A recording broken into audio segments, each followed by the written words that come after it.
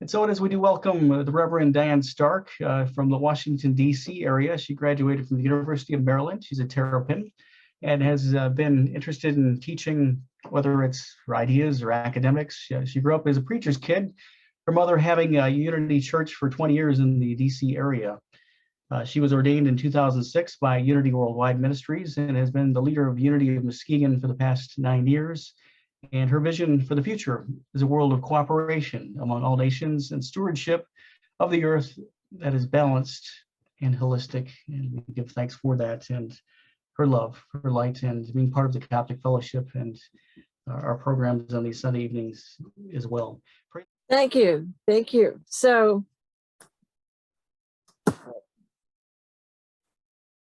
before I get started on this topic, I'm going to quit wiggling this in a second. Hold on. Okay. I just want to share with you some thoughts that have been on my mind here lately, because I've spent a lot of time watching stream things on my laptop because, you know, the weather's keeping me in and we just seem to have more time. I don't know, maybe it's because I'm older, but anyway. So I've noticed that there's a trend in our entertainment that shows evidence of our evolution in consciousness. And by that, I mean that whereas in the past, you know, the typical entertainment storyline, you know, it could be exemplified by the Lone Ranger, you know, to defeat the evil, to stop, you know, to restore to wholeness something that's been stolen or something that's been killed, you know, and it's this good versus evil battle. And we still have a lot of that. But there seems to be a real trend in the entertainment that we're getting that dramatizes the search for one's true identity. And I think that's a very sacred and spiritually characteristic trend, because like here's the last three things that I followed, that I watched. One was something called The Imposters, or maybe just Imposters. It's a series on Netflix about a group of friends who became con artists, and they got so immersed in their swindling, you know, in their frauds, that they lost track of who they were, in a sense. And then the next one was this series called Inventing Anna. Has anyone seen that? It's a new sensational, a lot of buzz series on Netflix. I think it just has 5 episodes, and it's based on a true story about a young woman who presented herself to New York society, and no one knows if she told the truth or not. And then this last one was the series called Better Call Saul. Have you heard of that? Yeah. And the deepest level of that storyline meaning is people searching to know who they are. So I think that that's a really interesting trend in our art to dramatize the search for self rather than the battle of good versus evil, you know. So I just think I'm always looking for signs of consciousness evolution, you know. And that's what this topic evolves, you know, emanates from, occupying many worlds, because every person's consciousness is a separate world for them and to each other. And the afterlife is another world apart from this life that we can easily transverse once we get more attuned and sensitive. And I remember pondering as a young person, is it ever really possible to get out of your own context? Is it ever really possible to get out of your own little bubble? Because we think we do, but I wasn't sure if that wasn't just a an assumption, an accepted, premise that when you look at it deeply, you're still really just in your own little bubble. And I think I've come to believe that is a real key to maturation and to growth, is to be able to actually get beyond your own self context. And once that happens, once you accomplish that, man, your life is never the same, and you're just having so many different depths of experiences. So I've got two stories tonight, a little one and a big one, about having stumbled into being able to occupy a world outside my own. So the first one is after my kids grew up and went off to college, I found myself taking a little job in New Jersey and going to a Unity church up there. And I went in to the minister's office the first Monday I was there and said, do you need any help with your youth education? Do you need any Sunday school teachers? I wasn't ordained then. This was probably 1997 or 6. And she said, well, actually, we have a full complement of teachers for each age group, but they're having a teachers meeting this week, and I'll send you off to that teachers meeting, and you can be like a resource for them. Okay, great. So I went to the meeting, and they said, oh, nice to meet you, blah, blah, blah. And then they sat down to talk, and they were saying that, because it was September, they were saying, gee, we're going to have to come up with something for the Christmas Sunday for a program for the kids to do. And I said, well, I'd be happy to accomplish that for you. I'll create a program, a presentation that all the children can do for you. But I need to then be able to work with all the children as one group and get to know them a little bit. Okay, great. So a few Sundays later, they gave me all the children to work with, to get to know. And so we all sat in a big circle and we played this game that everybody knows. My name is Diane and I like to dance. And then the next person has to say each person who went ahead of them and then add themselves. And you do get to know everybody's name, at least you get exposed to it. But what I didn't do, that I always do this, it's part of my practice in working with children, that when you play a game, you take into account the abilities of all the children. And if there's any child with a disability, you don't put them in a situation where they're at a disadvantage. That's exactly what had happened. Because after a few children took their turn, I realized that the last person, in fact, the last two people to have their turn, were going to be these twin brothers who were from India, who had very severe cerebral palsy to the point where they were in wheelchairs and no one could understand their talk.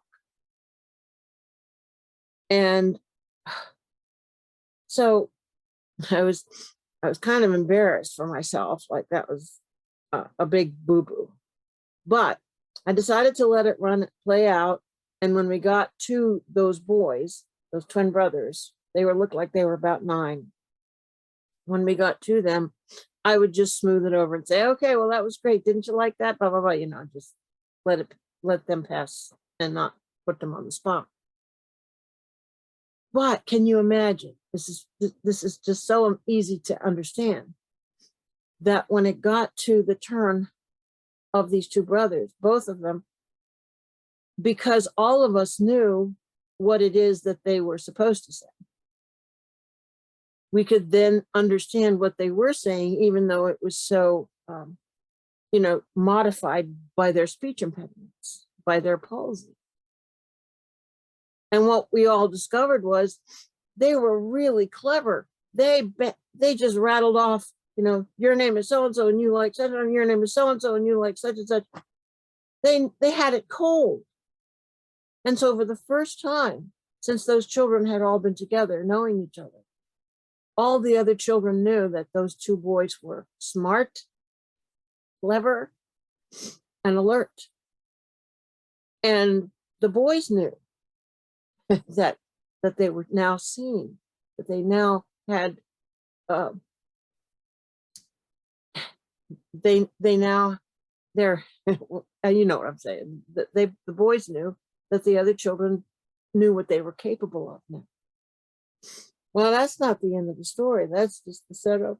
So I created a Christmas ritual for the children to do that was based on this candle lighting service that they have in Unity, where a person comes up, picks up a candle, lights the Christ candle saying, I light this candle for, say, John, who represents love.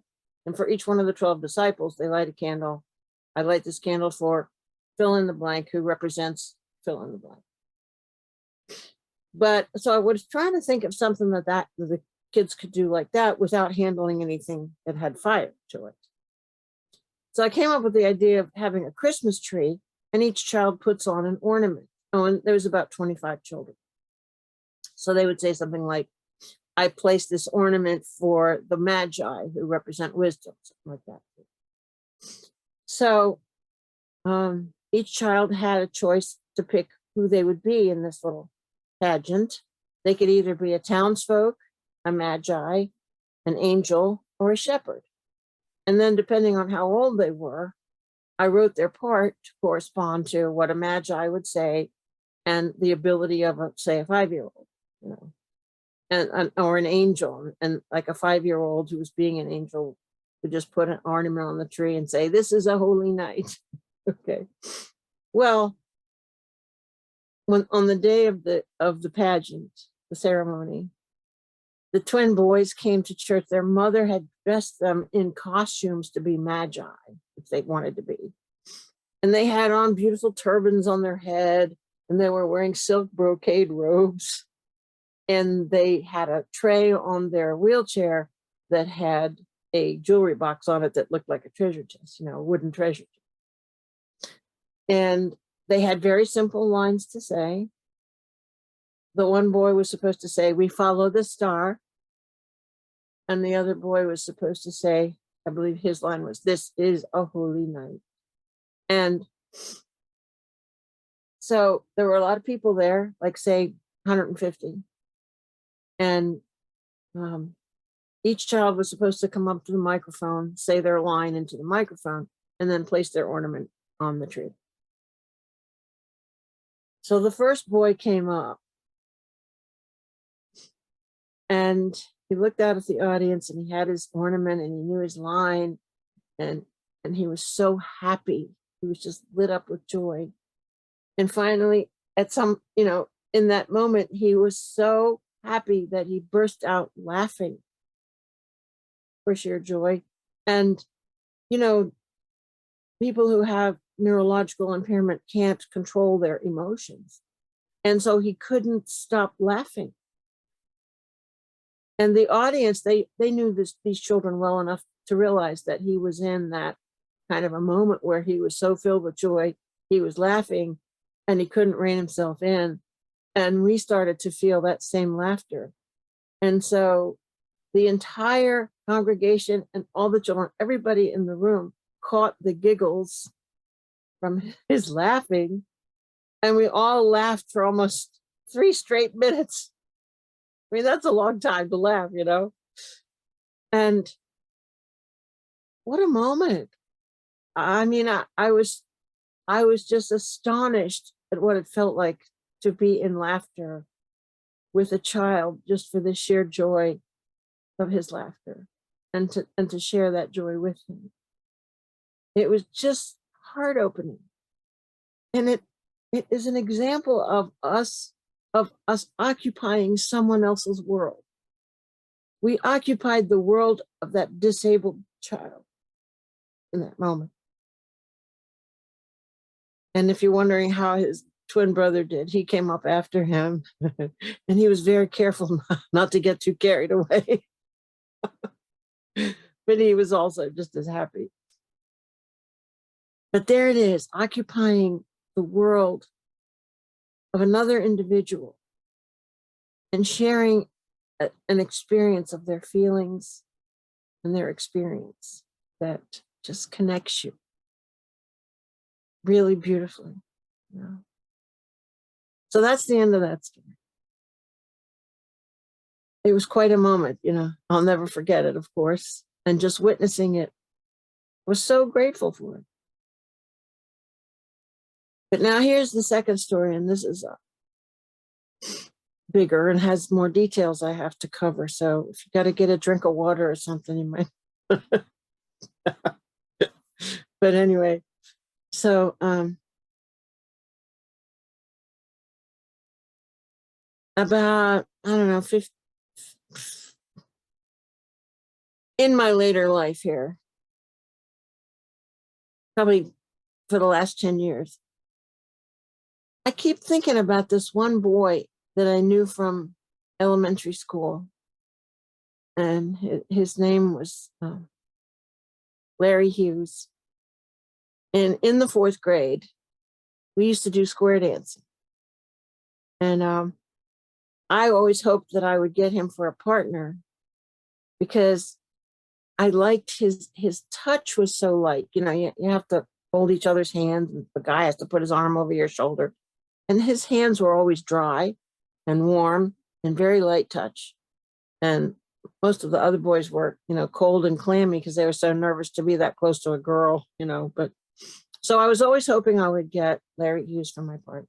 Now, these are not real names. But so that made me notice him. And I don't think I had a crush on him, but I was very simpatico towards him. You know, I just, you know, I did like him, but we never even made eye contact or talked the whole time that I was in the same class with him or any time in our school days. We never made eye contact or talked. But I noticed that because he was so lively, he would always get in trouble during the day, get into some kind of mischief almost every day.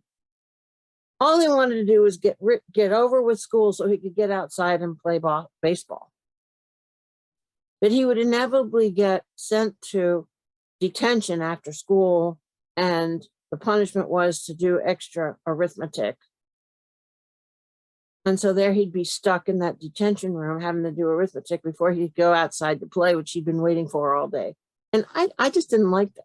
I just thought it was unfair. And I couldn't stand it.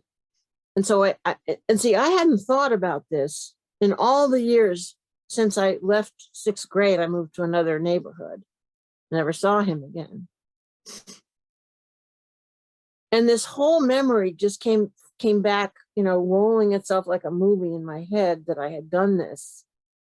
I had never thought about it since I did it, but I used to do it almost every day. I crawled on my hands and knees into the detention room, around behind the desks, up to where he would be sitting, grab a piece of paper, write out the arithmetic on the blackboard really fast and in his handwriting. Remember how I told you that one of my survival strategies is deception? I was using my deception. And then I passed it up to him from behind, you know, where I'm on my hands and knees on the floor, pass it up to him, and he takes it, he says, "Oh, wow." And then he runs up to the teacher, gives her the arithmetic, and runs out to play. And then I crawl on my hands and knees back out of the room. And I never got caught. I did it over and over and over that year. Never got caught. So I hadn't thought about that in all these years. And then, you know, his name was coming to me. No, Larry Hughes, remember how you, and I saw myself crawling in the room and doing the math for him and faking his handwriting, and how he just lit up and shot out of the room. And, you know, like, I was in the 4th grade and he was in the 4th grade, and who does that? That's like, I don't even crawl on my hands and knees. So anyway, I did that. And it amused me so much to think that I actually did something that, what would you call it? Under, that deceitful, that under, under the radar. And so that story came back into my conversation just last month. I was telling a fellow minister, and I started to think about how his name, Larry Hughes, had come back to me and back to me. Larry Hughes, you did that. You crawled on your hands and knees and did the arithmetic for him. We called it arithmetic back then. And now he was good friends with the only other boy in our class who was kind of like a hoodlum, a hood, we used to call him, and his name was Robert Lewis. And so Robert Lewis and Larry Hughes were buddies, and they were both from poor families. They both got bad grades. They both, looked like they just were kind of, fringe people, and they were alienated. And I never, as I say, I moved away from the neighborhood where the school was, where we went to somewhere else, and we didn't cross paths at all. So why am I thinking his name so clearly? And it suddenly occurred to me, maybe he's trying to talk to you from the other side. I've had that happen now in a number of cases where I should have caught on to that when I first started to think of his name so clearly, but I didn't until just a few months ago. And so I said, well, I'm gonna, and as a matter of fact, I did look up when I first thought of his name. I wonder what he's doing now, and tried to find him on Facebook. I never found any trace of him, so I gave up. But this day, a couple months ago, I said, well, I'm just going to Google his name. And I Googled the name, just not any particular place, just on Google. And it came right up in ancestry.com. His obituary, that when he was 19 years old, he had been driving 90 miles an hour on a Friday night with 2 other kids, and tire blew, and the car rolled, and the 2 other boys were thrown out of the car, and it burst into flames, and he perished in the burning car. I hadn't heard a thing about this. I mean, still lived in the same neighborhood, but I was off at college that year. That would have been the year after I graduated from high school. So at 19, he had died. And so I thought, well, maybe he's trying to reach out to me. Maybe he's trying to tell me something. And so I opened my psychic center to tune into whatever it might be that he was, why he was reaching to me, if he would. And I have to preface this with, I hope I'm not flattering myself, but this is what I received when I tuned in, was that he said he'd been working on his past life review, and that he finally found this act of kindness about the arithmetic in the classroom, and that it was the only act of kindness that was shown to him in his whole life.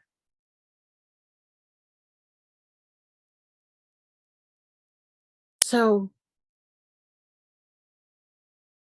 I really see that as having gone into one of these other worlds where we can learn more and share more and be in the greater unity, the unified field of consciousness that we call God. And we can all do this. We can all, this is actually, if you read the 10th Insight by James Redfield, the 10th Insight is that you can have the same perspective on life that you get in the afterlife. You can have it in this life. And there are many perspectives that we can have when we allow compassion and sacrifice, self-centeredness, and simply be in connection with compassion and love and caring and service for all of God's people.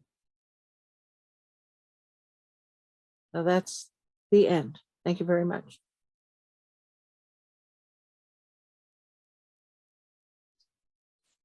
Thank you, Diane. Very heartfelt, and love your stories. And it's I know you always say you like stories, and I don't always do stories. So I intentionally, to be in your world, I got some stories up here.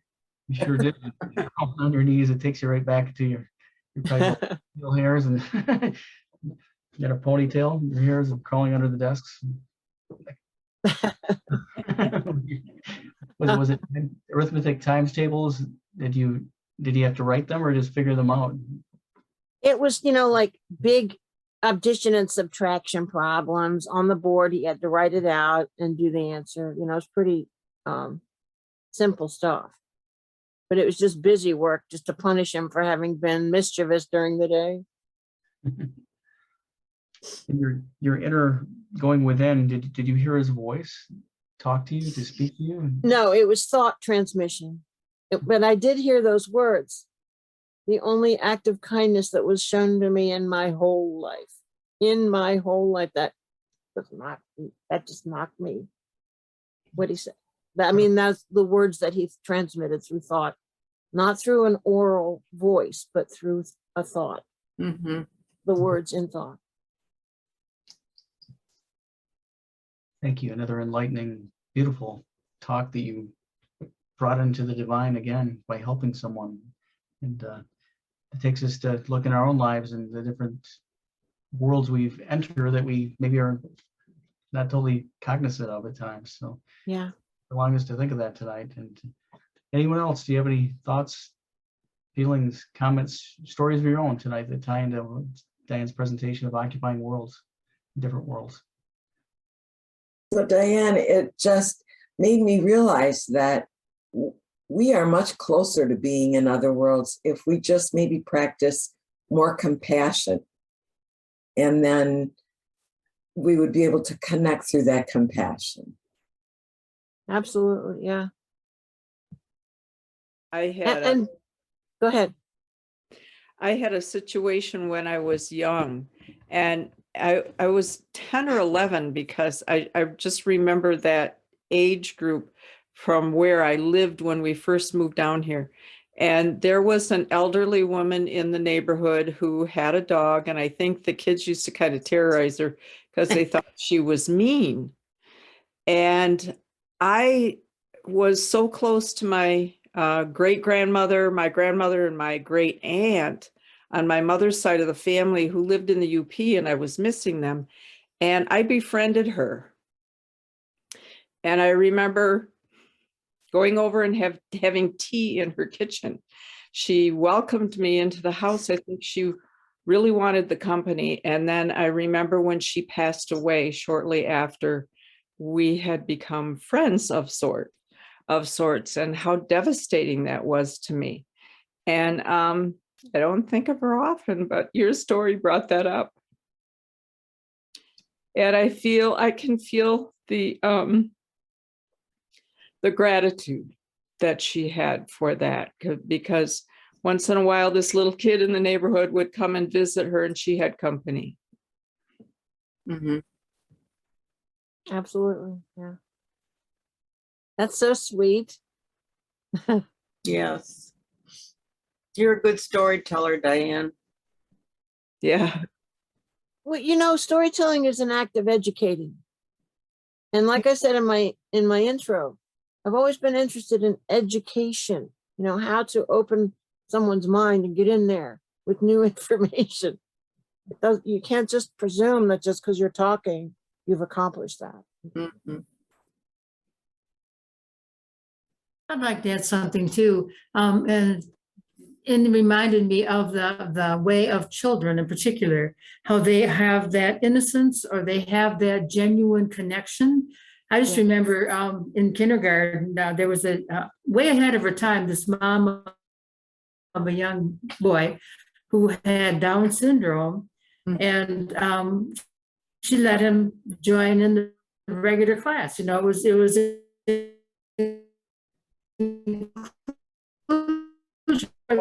and he just kind of stood outside the door. They're kids, they're kindergartners, you know. It's the very same thing, but I really appreciate and I understand your desire to work with kids as much as that. I'm a children's librarian, and it's sort of the same thing. You really connect with that particular aspect of that truth and that trust that they have. Thank you. I Yeah. appreciated your talk tonight. Thank you. This story reminds me of something that Diane Brinkley said. He's the one fellow who was struck by lightning and went to the other side. And he talked, he came to Columbus at one time, and he was telling that in his life review, he saw this situation where he walked through a rotating door and he smiled at this woman who was coming out from the other side. And when he had his life review, he saw this woman, and she said that the smile that he gave her stopped her in her tracks. Nobody had smiled at her in a long time. And she was about to commit suicide that day. But his smile stopped her. He said, you don't know what simple little gesture you can make and really affect another person. Mhm. So Diane, you're crawling under the desk was a major gesture, but it doesn't have to be that big. It can be something as small as a smile. Yeah. Well, the thing about this, that story is that he didn't even experience it in his life. He didn't experience it until he was doing the past life review and saw it. Mhm. I'm kind of shocked here, Barbara, that I too just discovered Diane for different reasons. And I loved his story that, as he said, when he died, not a lot of other relatives were lined up to greet him because he hadn't been so kind. Yeah. No, he was the person he said that you never wanted to run into, that he was the mean guy. He was the bully. Yeah. You know, Yeah. there's a movie about it. There's a movie about Saved by the Saved Light. by the Light. Yeah. Yeah, Yes. It's well worth seeing. Yeah. it is. It's very good. I just watched a movie. I can't remember what the company, but it was scripted by Eckhart Tolle, and it was called Milton's Secrets. And I just watched it this afternoon. There was a free showing on it. I'm not sure why I got the information on it, but it was about a little kid who was about to turn 12, and in the course of the movie, he actually did turn 12. And the kid next door was being bullied in a sense by his own dad. There was a lot of kind of meanness in the family. And this Milton, the next door neighbor, who the movie was about, witnessed some of that. And then this kid started terrorizing him, because threatening him to make sure he didn't tell anybody. And then Milton realized that they were getting ready to do a parents' night where they all had to get up on stage and do something. And he realized that that kid was just as afraid as he was. He was afraid to get up on stage, and he confronted him with that. He said, "You're just as afraid as I am." And when the kid got up on stage, he was, he couldn't find his words. And Milton stood just off stage behind the curtain and said, "Breathe, breathe." He coached him in breathing, and the kid took a few deep breaths, and his words came to him, and he started to talk, and it was really cool. Mm-hmm. Good movie. You saw it? Mhm. Yeah, yeah. It went around Facebook a couple of years now. Yeah, very. Oh, I met David or Daniel Brand. Milton's Secret, huh? Brand at Danny and Brinkley. Brinkley, right? A couple about 20 years ago in a conference, and he was at the desk sitting after the part of the conference, and I was going to talk to him or say something, and he was just rude to people, and I just thought, oh, I don't even like that. I don't think I'm even going to whatever, get an autograph or buy his book or do anything. So I just gave up. But then 20 years later, I saw him in a major thing on David Wilcock's show or something. And he admitted he'd been a grumpy person to people. And I was kind of relieved, that it wasn't anything I did and that he had realized it, and became a different person. And he was, so it was interesting to see the before and the after. Well, you know what? I'm starting to recognize. I mean, not all the time. I'm not always in that space. But the old saying, you spot it, you got it. Maybe there was a grumpiness in you that he needed to show to you for you to change too. And for you to be able to see the difference 20 years later means that you address that in yourself. I think that's pretty cool. Interesting. I'm not always in that space because I go into reaction on stuff like that too. But And there was another person at that meeting that, I don't know, the medical medium guy. No, who was that? No, it wasn't the medical medium guy. Anyways, a medium guy that's famous. And we were walking in line and whatever. And I was going one way and he was going the other way. And it's a long line. And I was just I said to him, thank you very much. It was a big Oprah conference in Chicago that I went to. And all these famous people, Greg Braden and all kinds of people were there. And he jumped back like he's scared to death. And I just think maybe he's had some things attack him or people say whatever, and I just said thank you to him nicely, and I was startled, they're just not all used to people. They're being chaperoned or they're being guarded, in the conference, I suppose, to some degree or something. But that was the other thing at the same conference. That was like two things that I remembered funny. But anyway, so maybe that was but whether that happened before or after Daniel, I don't know.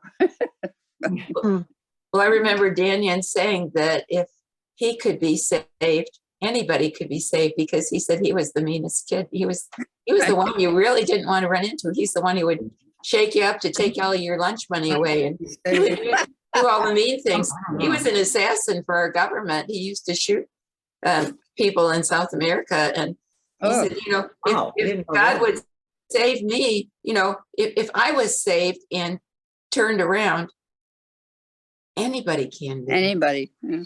God loves everybody. But look what it took.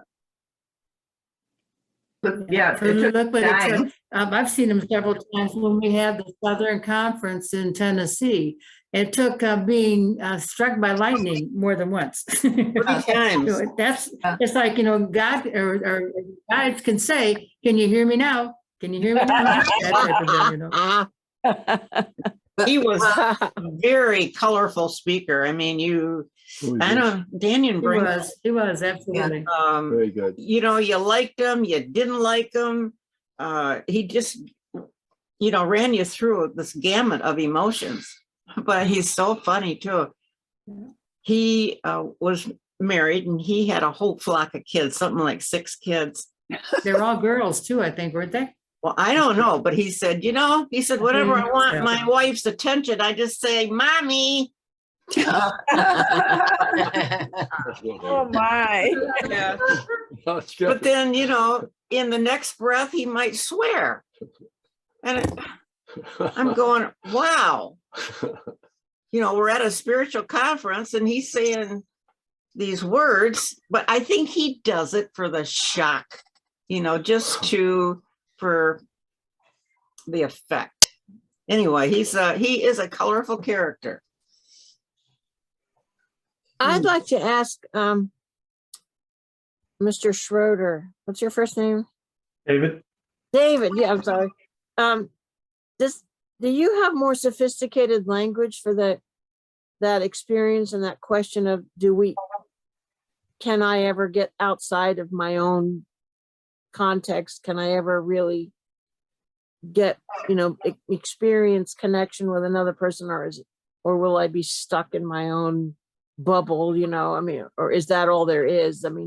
Isn't that a psychological kind of transitional experience that's universal? Well, a lot of it is I would call it more empathy, the willingness to seek to understand, to get into someone else's world, is probably one of the most powerful things we can do, is to understand someone, because that's a form of validation that to that person that they matter, they are significant. And so to respond rather than react.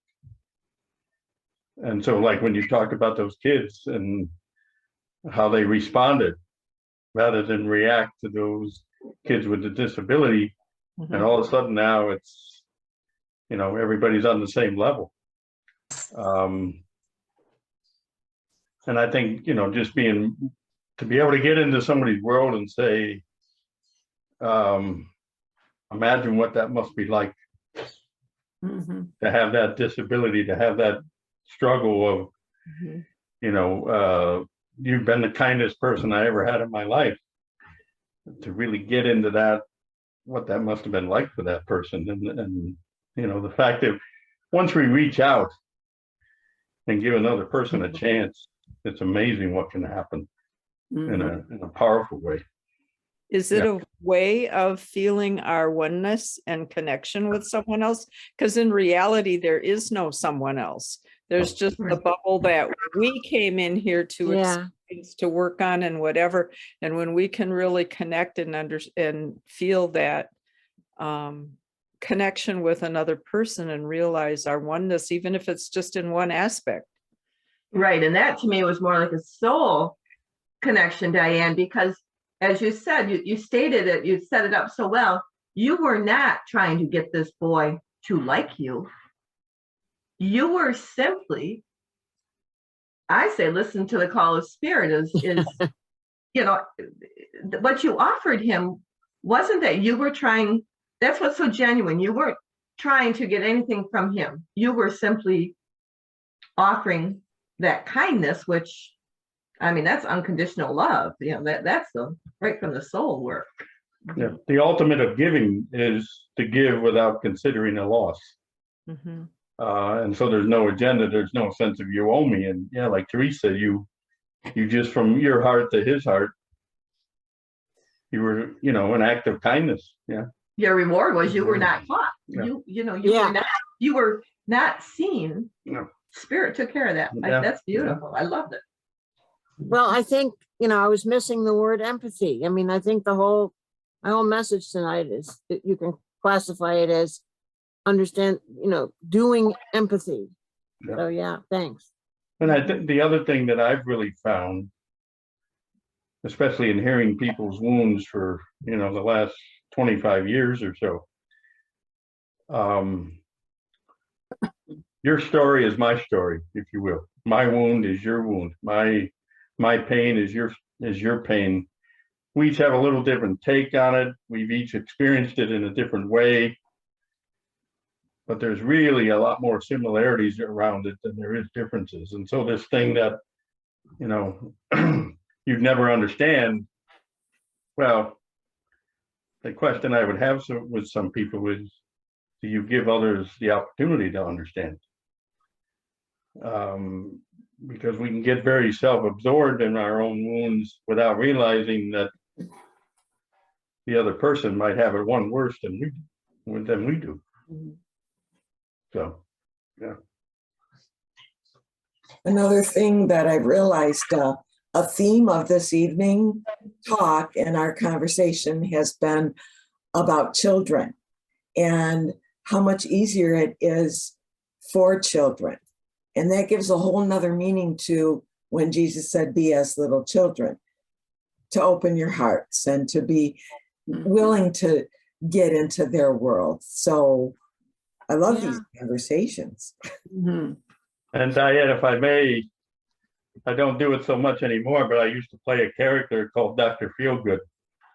He was a nerdy looking doctor. He had purple hair, a lab coat, obnoxious shirt and tie. He had a stethoscope that was actually a plunger. And I actually had recorded and this is how long ago, I had a cassette tape where I had my 2 young sons and 2 neighbor boys. And I was doing a bunch of goofy things so they would laugh. I even did some tickling along the way just to let them, really the laughter. And I would play this tape with all these adults. And about 30 seconds into the tape, the whole group just started losing it in terms of laughter and whatever, and how the energy would change.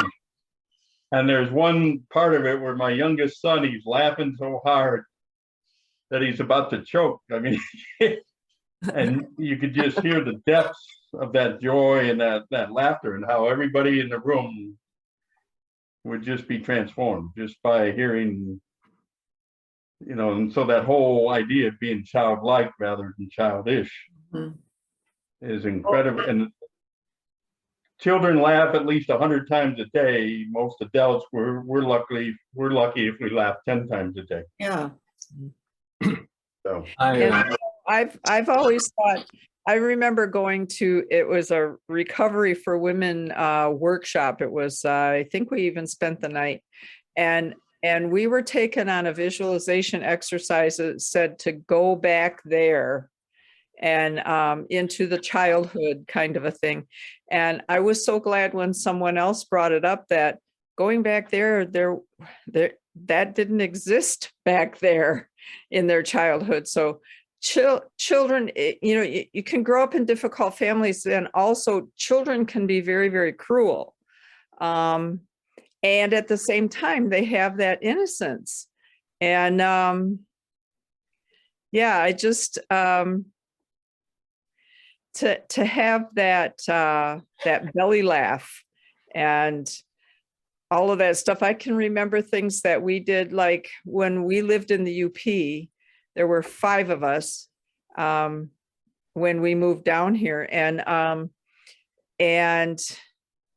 we were always shipped, the whole neighborhood. Everybody's mom, I think, did the same thing. I think we can all remember this experience. If it was decent weather outside, you were out of the house. You did not belong in the house. If the weather was good, everybody would be in our basement. We did all kinds of crazy things. And just that imagination is so fun. Yeah. It's just, we put up blankets and made a movie set, or like a play set. My mother got a piano, and it came in a great big box. And my dad named it, in a sense, because my sister was she was very smart and also very, I don't know, but we called it the Zazu Pitts Club. We had that box for so long. You know how kids like to play with boxes? It was a huge box, and we had that box for so long. And we always had a Christmas tree of our own in the basement, that we had homemade decorations. And so to get back to that part, that innocence of even though things in my family weren't so great, we still had those moments. And we'd have a big Christmas party in the basement, and the whole neighborhood helped us decorate the tree. And in the spring of the year, there were wild strawberries that grew in the pasture across the street, and the whole neighborhood picked strawberries. My mother made jam and sent everybody who helped home with a jar of jam. So just remembering those things is fun. It brings up joy. Well, I think tonight was just absolutely wonderful. I think Diane started us out in our hearts. And everybody's presentation tonight revolved around the heart. It was just a beautiful evening. I feel terrific because of how we all have that opportunity to share the different worlds that we live in. Just thank you. Thank you, Diane, and thank you for all the And each of you that spoke were just, it was just sensational.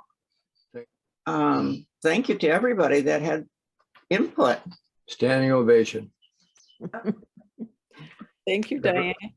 Thank you. You're most welcome. Thank you so much. Yes. Thank you, Diane. Speaking of empathy and love. Thank you.